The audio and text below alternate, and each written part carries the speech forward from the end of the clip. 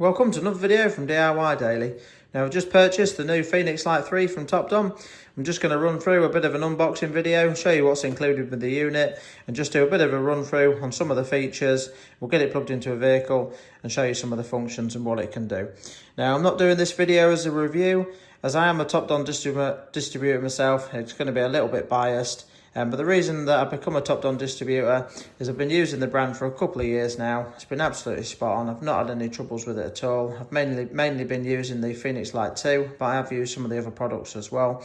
And if you are interested in the unit, I'll put a link to my store and where you can get the products from as well. But yeah, I've had no troubles with them at all. Really like the brand. And so that's why I decided to become a distributor in the first place. But yeah, we'll just get onto the unboxing now and just run you through what's included with the new Phoenix Lite 3. So you can just see the Phoenix Lite 3 comes in one of these really nice robust cases, the same as the Phoenix Lite 2 and some of the other products. Now, one of the main reasons that I actually upgraded to the Phoenix Lite 3 over the 2 was that this new one comes actually with a DOIP adapter as well, which is going to be really handy for us. We're starting to use need the DOIP adapters for some of the later Land Rovers, and we've struggled with some of the other machines doing some service light resets, and this adapter should allow us to now do that on some of the later Land Rovers as well. But yeah, let's just get it opened up and show you what's included. So different to the Phoenix Lite 2, it's actually got the cable attached to the unit there rather than just the separate dongle piece which is on the 2. We've got the actual physical unit there, which again is pretty sort of similar size to the 2, but just a bit of a different colour change with a grey on it. And you've just got the stand there, which also duplicates as sort of like a steering wheel hook. It does actually sit over most steering wheels really well. But this has been, on the Phoenix Lite 2, I've not had no troubles with this. It's not always Trek the kindest in our workshop, and we've not damaged the unit up to now. We've managed to keep the screen in order on the other one, and this is actually fairly firm. We've not had any troubles with the stand at all, so that's pretty much the same as on the 2 there. But the unit itself, we've just got the on-off button there. Got the little cap there for the power supply and the USB. You basically got USB-C and a normal USB connection in there. And then you've just got the camera on the back of the unit itself. Yeah, let's just have a look at some of the adapters that's included. So the DOIP connector is a lead that comes separately, so it doesn't actually come in the case, but it comes with it. But basically we've got a power supply for a battery, just to hook up there to it if need be. There's loads of different connectors for some of the other vehicles. Now, some of the most common ones that you're likely to notice, basically this is a Mercedes adapter there. And you've got a BMW one, which again is a really handy for some of your older BMWs. And then we've got a pack of various different connectors there. I'll run you through some of the connectors and just tell you what they're for in a minute. Another load of adapters there for some of the odd type plugs again. Some spare fuses. And we've got the main power supply cable, and it's got some different style plugs in there as well, some European plugs. European type plugs and some other ones. Obviously there's the instruction manual, and then you've just got a little bit of a run through. I'll just overlay that so you can just read it through just to see what some of the different adapters are for. But you can see you've got Toyota one, Chrysler, Nissan, Fiat, Mitsubishi, Honda, the BMW one, Toyota, the Mercedes one. So just have a quick scan through that. And also there is the cigarette adapter on there as well.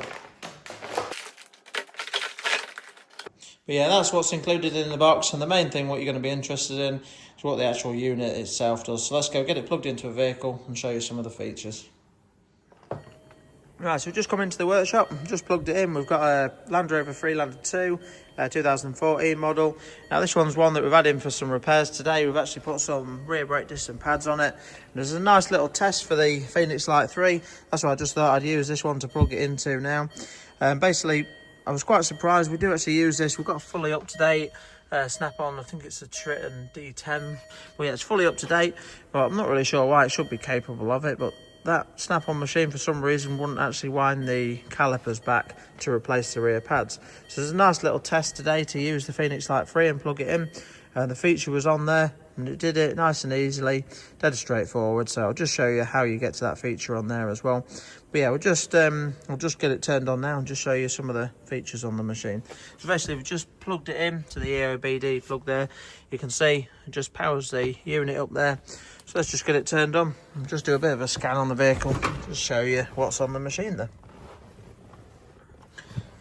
So pretty much the same. If you've seen some of my other videos with the Phoenix Lite 2, you'll see it's pretty much the same sort of layout.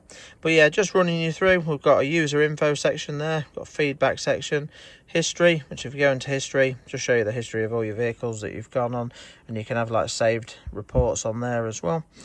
Then we've got a library. If you go into library, you've got quick links to a few different options there. You can see if you've got separate setup, if you've got separate accounts with like Haynes Pro and All Data, I think Diagnostic Dan's link is on there as well. That's all on there. Then you've got a quick link to Chrome, YouTube. There's a OBD library and some other bits on there as well. I'll just go back out of that. Then we've got support just to connect up if there are any issues with the machine. We've got an update section there. It's really, you can just see it tells you if there's any updates. Dead easy to do. You just click on it and you can just click to update, or when it's on there, you can just, if you just click update now, that'll just scan through all them and start updating them. So really easy to do that. We've got a module there. Services and a mail, you can link your email up to it. If you go onto services, that'll just show you all the features that this machine will do. Now this will vary massively depending on exactly what vehicle you're plugging it into and what's available for that vehicle. Obviously you can see like we've got AdBlue there, which ain't going to be applicable to anything without AdBlue, but it just shows you what features are available on this machine. Now it is a really advanced machine. It's definitely capable of doing quite a lot of stuff. I mean, we run these two machines together, the TOPDON and the Snap-on, and there isn't really anything that we can do with a Snap-on we can't do with this TOPDON machine. It's been really impressive, and I say that's why I've upgraded to the 3 rather than the 2, but only really for the DOIP adapters so that we can do some of the later Land Rovers as well. But if we just go out of that now, so what we're going to do, let's do a scan on it and just show you some of the features like the topology layout. Now on the older machine, on the 2, the topology option was like an upgrade. It does come as standard on the 3, which is a really nice feature. If I was having the machine, I'd definitely want the topology layout on it. I'll show you what it is in a minute, just run you through it, but it does sort of make the machine a lot nicer to use. So you can just see quick auto scan there. It's picked the right vehicle up, and let's just do a scan on it and see if it's got any faults in it.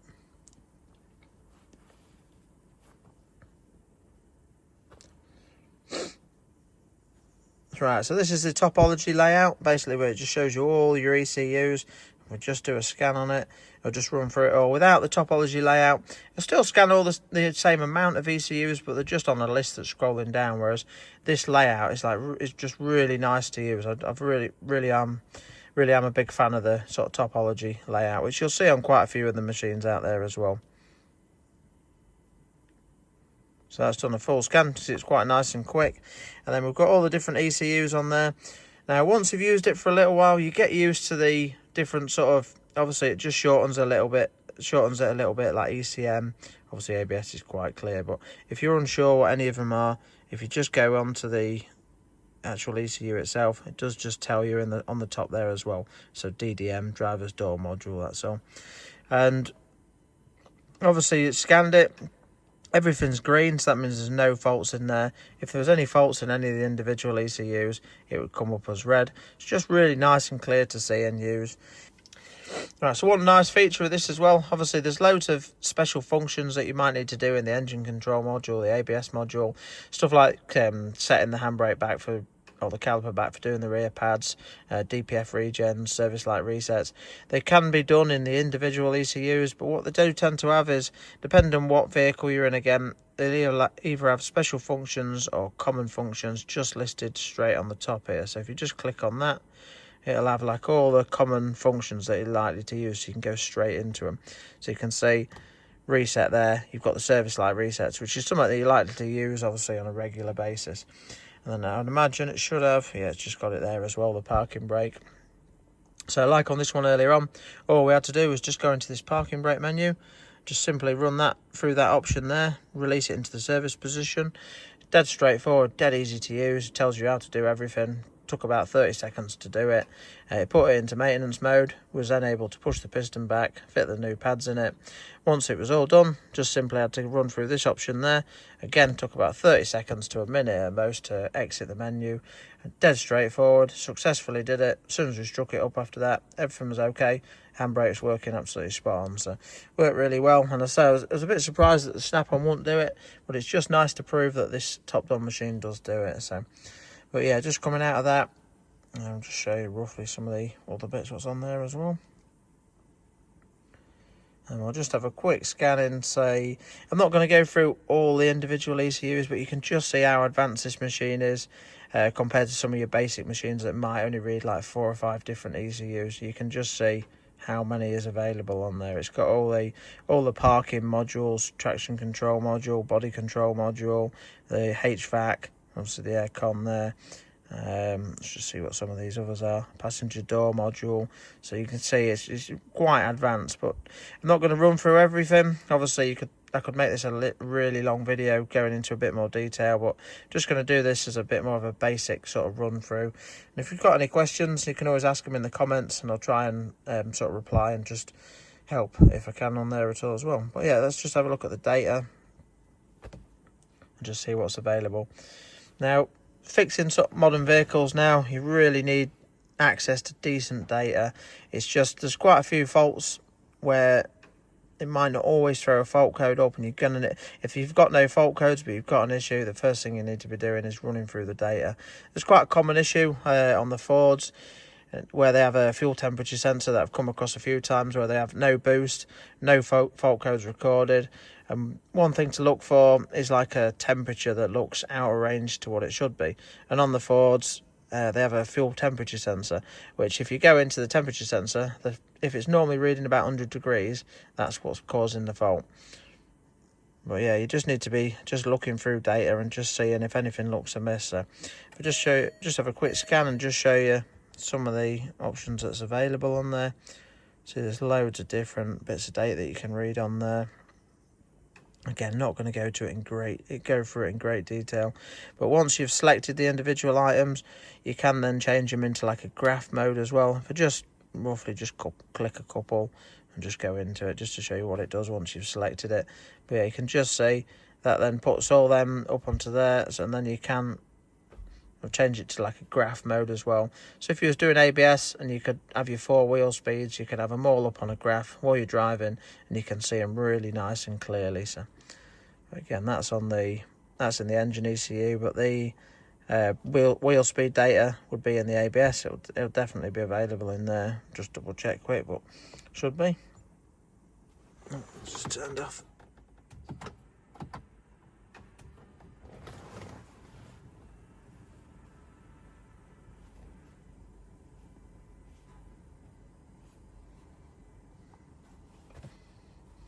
Yeah, I'm pretty sure we'll have wheel speed in there.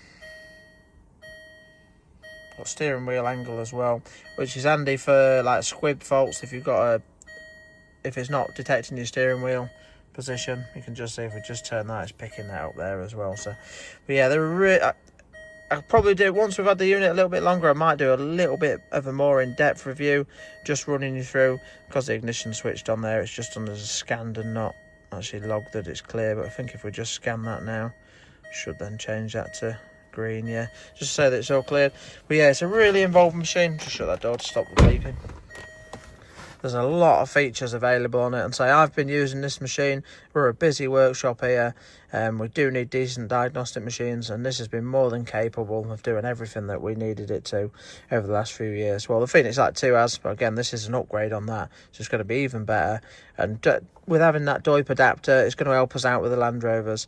Now, I can't show it tonight. I haven't got a later Land Rover to show any the service light reset on there. I was struggling. Even with the snap-on machine, we couldn't do it. But with some of the later Range Rovers, we couldn't actually reset the service light. We could only do the oil light on some of the like 21, 22 models. Now, I have done a service light reset on a 2021 Evoque, which worked successfully the other day, which I was quite chuffed about. But I've still got to try the unit on a later Range Rover. So it'd be interesting to try it on there and see if we can do it on that as well. So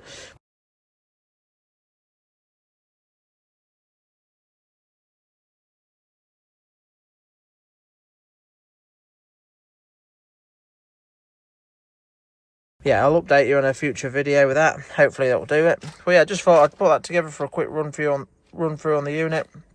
And again, once I've used it a little bit more, I might just put another bit more detailed review on there as well. But yeah, hope you liked the video.